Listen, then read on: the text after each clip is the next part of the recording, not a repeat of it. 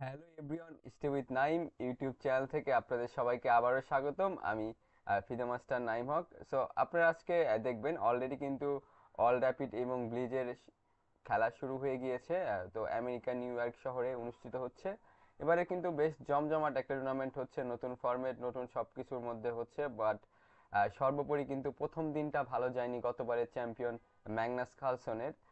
তিনি অলরেডি প্রথম দিনে কিন্তু 5টি খেলা হয়েছে, তো 5 খেলায় মাত্র 2.5 পয়েন্ট পেয়েছেন ম্যাগনাস কার্লসন। তো ম্যাগনাস কিন্তু এখানে লাস্ট রাউন্ডটা কিন্তু হেরে গিয়েছিলেন। তো কার সাথে হেরে গিয়েছিলেন সেটি কিন্তু খুবই ইন্টারেস্টিং একটা বিষয়। ডিয়ানিয়াস লাজেভিকের সাথে হেরে গিয়েছেন। সম্প্রতি কিন্তু লেজেভিক কিন্তু তার শক্তিমত্তা প্রমাণ করেছিল চ্যাম্পিয়ন্স টেস্ট ট্যুরের যে ফাইনালসের যে মূল পর্বে সেখানে। তো এখানে কিন্তু তিনি আবার তা প্রমাণ করলেন, ম্যাগনাস কার্লসনকে হারিয়ে দিয়েছেন এবং খুব ইজিলি বলা যায়, খুব যে ফাইট হয়েছে তা না। তো দেখি আমরা গেমটা। তো ডি4, ডি5, সি4, সি6, ওকে টেক করে দিয়েছে। তো স্লাবের এক্সচেঞ্জ ভেরিয়েশন। তো নাইট সি3, নাইট এফ6, বিশপ এফ4, নাইট সি6, ই3, সবগুলো বেশি মানে খুবই কমন এবং ন্যাচারাল মুভ। এ6, নাইট বি5 এবং বিশপ বি5 অফ করা। তো রুক সি1, রুকটা অ্যাক্টিভ করা। বিশপ এফ5, নাইট এফ3, ই6, ই6 খুবই নর্মাল একটা মুভ। কুইন বি3, বি7 অ্যাটাক করেছে। তো রুক এ7 দিয়ে প্রোটেক্ট করেছে। তো রুক এ7 ওকে খেলা যায়, বি5 অথবা করতে পারতো, বা এবং নাইট এইচ5ও করতে পারতো, বাট ওকে রুক এ7ও স্টিল খেলা যায়, সমস্যা নেই। তো বিশপ ই2, বিশপ ই7, ক্যাসেল, নাইট ডি7। তো নাইট এ4, সিম্পল আইডিয়া, নাইট সি5-এ যাওয়া প্রয়োজন পড়লে। তো এখানে জি5 করেছে ম্যাগনাস। তো জি5, ম্যাগনাস যেহেতু ক্যাস্টিং করে নাই, অপোনেন্টের পোন এফ4, এই বিশপ এফ4-এ আছে, তো জি5 করে বিশপটাকে অ্যাটাক করেছে, সে অ্যাগ্রেসিভ ওয়েতে খেলা ট্রাই করেছে। বিশপ ই5, ক্যাসেল, বিশপ জি3। তো বিশপ ই5 এর চাল ছিল আসলে যে এফ6 দাও অথবা তুমি ক্যাস্টিং করো, যা যে কারণে হচ্ছে এটা খুবই ট্রিকি মুভ আসলে। তো ক্যাস্টিং এখন রুকটা যেহেতু ধরা, যদি কোনো পিস দিয়ে খেয়ে দেয়, লাইক এটা যদি দিয়ে খেয়ে দেয়, তো নাইট টেক্স ই5, এই ই5। তো যেহেতু ব্ল্যাক ক্যাস্টিং করেনি, তো ব্ল্যাককে আসলে ক্যাস্টিং করাতে চাচ্ছে এবং পিসগুলো এক্সচেঞ্জ করে সিম্পল পজিশন খেলতে চাচ্ছে। তো এই লেজেবিক কিন্তু খুবই ট্রিকি প্লেয়ার। সে কিন্তু প্রত্যেক দিনই মানে যে চ্যাম্পিয়ন্স চেস ট্যুরের প্রত্যেক দিনই কিন্তু অপোনেন্টকে ট্রিক করে খেলা ট্রাই করেছে। তো এর জন্য আসলে এই টাইপের খেলা সে হয়তো বা মানে পছন্দ করে, যেখানে অ্যাডভান্টেজ খুব একটা বেশি থাকবে না, বাট অপোনেন্টের একটু মানে আমি খেলবো মানে আনইজি ফিল করবে, এরকম টাইপের কিছু পজিশনে যাওয়ার জন্য।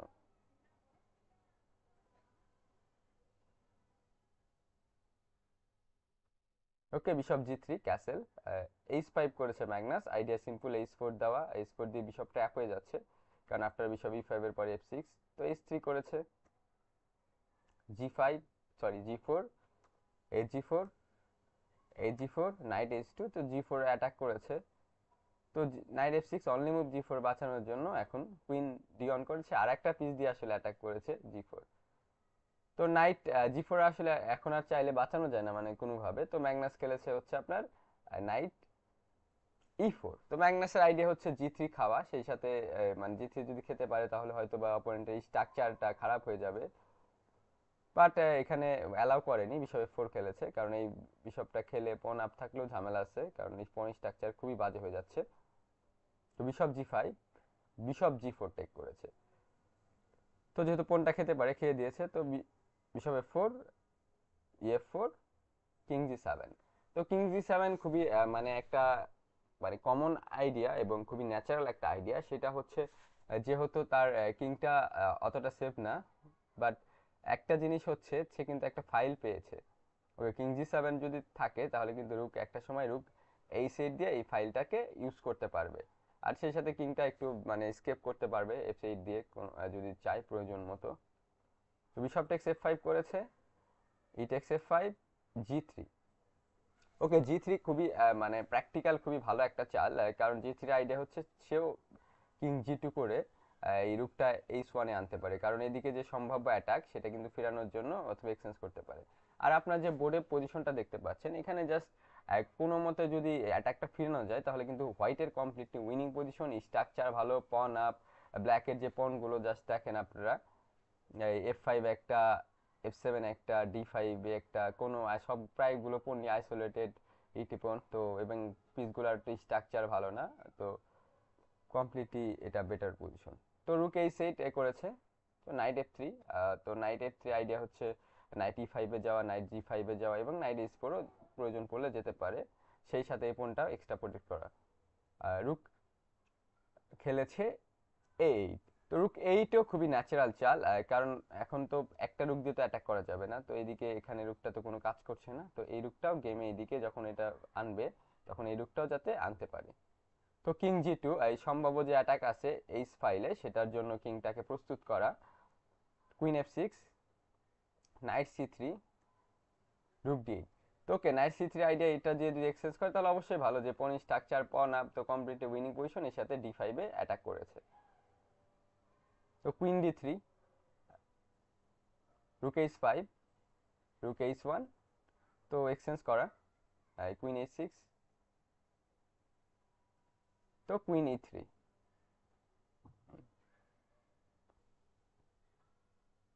রুক আবার দিয়ে এখন ট্রিপুল করেছে, রুক কুইন সব কিছু দিয়ে, তো টেক করে দিয়েছে, take take and night H4। খুবই দারুণ চাল, নাইট H4 দিয়ে এই ফাইলটা যেহেতু ব্লক করা, কারণ এই ফাইলে কিন্তু এখন খুবই ঝামেলা, অপোনেন্ট কিন্তু চাইলে এখন জাস্ট কুইন H3 চেক দিয়ে, কুইন H1 চেক দিয়ে চেকমেট করে দিবে। তো এই নাইটটা, এবং এই নাইটটা কিন্তু এখন স্ট্রং প্লেসে, কারণ এই নাইটটা কিন্তু F5-এ অ্যাটাক করছে। এবং আরেকটা মজার বিষয় হচ্ছে পরবর্তী চালের কিন্তু থ্রেট হচ্ছে লাইক আপনার night text D5। So night F6 করেছে, D5 প্রোটেক্ট করেছে, সেই সাথে এই নাইটটা মেবি এই দিকে আনার ট্রাই করবে। তো রুক H1, তো রুক H1 এর পর মানে এখানে কিন্তু পজিশনটা অলরেডি প্রবলেম হয়েছে, কারণ হচ্ছে আপনার ধরেন কি চালবে আসলে, মানে এটা একটা মেইন খুবই বড় সমস্যা, যে চালবে কি কুইনের কিন্তু যাওয়ার কোনো জায়গায় নেই, কুইন মুভ করতে পারে না, মানে কোথায় মুভ করবে কুইন, কুইন এক নম্বর H7-এ মুভ করলে করতে পারে হয়তো বা, বাট আফটার মেবি এইসব মুভ করলে কুইন D3 করতে পারে, কারণ F5-এ আরও অ্যাটাক করবে। তো সিম্পলি কিন্তু এখানে ঝামেলায় অলরেডি পড়ে গিয়েছে ব্ল্যাক, আর completely better position for white, কারণ পন আপ এবং কিং উইক এখন ব্ল্যাকের, হোয়াইটের কিং যথেষ্ট সেফ আছে। তো কিং G8 করেছে, তো কিং G8 এর পর মানে এখন নাইট F6 খেলতে পারে, তো গেমেও নাইট G6 খেলতে পারে, sorry. So night G6 idea হচ্ছে যদি পন দিয়ে খায় তাহলে কুইন খেয়ে দিবে, আর কুইন দিয়ে খেলে এই রুকটা খেয়ে দিব, তো এক্সচেঞ্জ আপ হয়ে যাচ্ছে। তো তারপরে খেলেনি, এখানে খেলেছে কুইন D3, তো F5-এ অ্যাটাক করেছে, তো নাইট E7, এখন কুইন নাইট G6 করেছে, সেম পজিশন আসলে। তো এখন নাইট দিয়ে খেলেও সেম বিষয়, পন দিয়ে খেলেও, আর কুইন দিয়ে যদি খায় তাহলে তো বললামই রুকটা জাস্ট খেয়ে দিব আমরা। তো টেক করেছে পন দিয়ে, rook takes, pawn takes, knight E2, queen F7, sorry king F7, knight G on, H4, GH4, rook takes H4। তো একটা বোর্ডে কুইন আছে, কুইনের এগেনস্টে কি আছে, কুইনের এগেনস্টে কিন্তু আছে হচ্ছে আপনার একটা নাইট এবং একটা রুক, বাট অতটা এমন পজিশন না যে নাইট রুক দিয়ে খুব একটা বেশি কিছু করা যায়, তো just queen B3, B7 attack করেছে, তো নাইট C6 করেছে, যে B7 যদি খায় তাহলে সে D4 খেয়ে দিবে, খেয়ে দিয়েছে, তো D4 খেয়েছে, তো কুইন A6 করেছে, রুক G4, কিং এখানে ব্যাক করেছে, রুক আবার H4 দিয়ে কিং নাইটটাকে অ্যাটাক করেছে, তো কুইন D3 দিয়ে আপনার নাইটটা প্রোটেক্ট করেছে, সেই সাথে যেখানে পাস পয়েন্ট ক্রিয়েট করবে সেই সাথে প্রতিপক্ষ নাইটটাকেও অ্যাটাক করেছে। তো knight E6, queen G3 check, rook G4, queen E3, আবার নাইটটাকে অ্যাটাক করেছে, রুক H4 দিয়েছে, queen takes, rook takes and king E2, rook H1 and A4, এখানে খেলেছে just queen C6, rook A2, queen B5। So after queen B5 এর পর একদম clear idea, হোয়াইটের জাস্ট পন পুশ করতে থাকবে এখানে, তো এটা কমপ্লিটলি উইনিং পজিশন। তো এখানে ম্যাগনাস কালসন কিন্তু রিজাইন দিয়েছে, তো ম্যাগনাস কার্লসন রিজাইন দেওয়ার মানে আসলে এখানে আর কোনো খেলাও নেই, এটা কমপ্লিটলি লুজিং পজিশন। তো ড্যানিয়েল লিসবিক কিন্তু ম্যাগনাস কার্লসনকে হারিয়ে দিয়েছিল গত টুর্নামেন্টে, কিন্তু তিনি সবাইকে হারিয়েছিল বলা যায়। তো ওয়ার্ল্ড র্যাপিড খুবই একটা ইম্পর্টেন্ট টুর্নামেন্ট এবং ওয়ার্ল্ডের one of the interesting tournament বলা যায়। অনেক প্লেয়াররা আছে শুধু ওয়ার্ল্ড র্যাপিড ব্লিজ খেলার জন্য সারা বছর প্রস্তুত নেয়, এরকম অনেক খেলোয়াড় আছে। তো ইন্টারেস্টিং টুর্নামেন্ট অলরেডি কিন্তু 5 রাউন্ড হয়েছে প্রথম দিনে। তো 5 রাউন্ড শেষে কিন্তু আপনার এই ম্যাগনাস কার্লসন মাত্র 2.5 পয়েন্ট আছে। তো ম্যাগনাস কিন্তু খুব মানে সাধারণত এরকমই স্টার্টিং ম্যাগনাসের কখনোই হয়নি বলা যায়। তো কি হবে আসলে দেখা যাবে আজকের দিনটাতে। আজকের দিন তো দেখা যাক কি হয়, ম্যাগনাস কি কামব্যাক করতে পারবে কিনা। তো এই সর্বোপরি কিন্তু মানে আপনার এখন ভোলোদার মার্জিন আছে এগিয়ে টুর্নামেন্টের। আর বাংলাদেশ থেকেও কিন্তু 2জন খেলোয়াড় খেলছেন, আন্তর্জাতিক মাস্টার মনন রেজানির এবং মহিলা ফিদে মাস্টার নওশিন আঞ্জুম, তিনি মহিলা ইভেন্টে অংশগ্রহণ করছেন। নীর এই 5 খেলায় 1.5 পয়েন্ট পেয়েছেন। তো তিনি লাস্ট গেমটা মানে প্রথম 3টা হেরেছিলেন, 4th ম্যাচটা তিনি ড্র করেন এবং পঞ্চম ম্যাচ তিনি একটা গ্র্যান্ড মাস্টারকে হারিয়ে দেন। নওশিন 5 খেলায় আপনার 1 পয়েন্ট পেয়েছে, লাস্ট রাউন্ডে তিনি জিতেছেন। তো আজকের রাউন্ডগুলো খুব ইন্টারেস্টিং হবে। আর একটা বিষয় হচ্ছে হিকারু নাকামুরার সাথে একটা গেম। তো নাকামুরার এবং বিশপ এবং রুক ছিল, তো প্রতিপক্ষ ছিল হচ্ছে আপনার এই সুদুরুক। তো 50 নাম্বার চাল এই একটা চেক দিয়েছে নাকামুরা, তো কোনো ক্যাপচার হয়নি। তো মানে বিশপ এবং রুক দিয়ে আটকানোর ট্রাই করছিল। তো 51 নাম্বার চালে হয়তো মেট হয়ে যেত, বাট কিন্তু 50 নাম্বার চালে অপোনেন্ট অবজেকশন দেওয়ার কারণে কিন্তু শেষ ম্যাচ ওই গেমটা ড্র হয়ে যায়, কারণ এটা ফিডে রুলস 50 চালের মধ্যে আটকাতে হবে যদি কোনো পিস এক্সচেঞ্জ না হয়। তো এটাও কিন্তু একটা ইন্টারেস্টিং বিষয় হয়ে দাঁড়িয়েছে। তো বিশেষ করে এবার টুর্নামেন্টে কিন্তু ইয়াং খেলোয়াড়রা খুব দারুণ খেলছে। যাই হোক, সর্বোপরি দেখা যাক। ম্যাগনাস কার্লসন কিন্তু মানে এই টাইপের অবস্থান থেকে অলওয়েজ কোনো একটা কিছু ব্যাক করেছে, সেই অলওয়েজ আসলে ব্যাক করে, ম্যাগনাসের সেই ক্যাপাবিলিটি আছে। তো আজকে দেখা যাক ম্যাগনাস কি করে। আর আপনারা এই গেমটা কেমন লাগলো আপনারা কমেন্ট বক্সে জানাতে পারেন। আর স্পেসিফিক কোনো কিছু বিষয় নিয়ে যদি আপনাদের ভিডিও এবং কোনো কিছু জানার আগ্রহ থাকে আমাকে কমেন্ট করে জানাতে পারেন, তো আমি চেষ্টা করব সেটা অবশ্যই করার।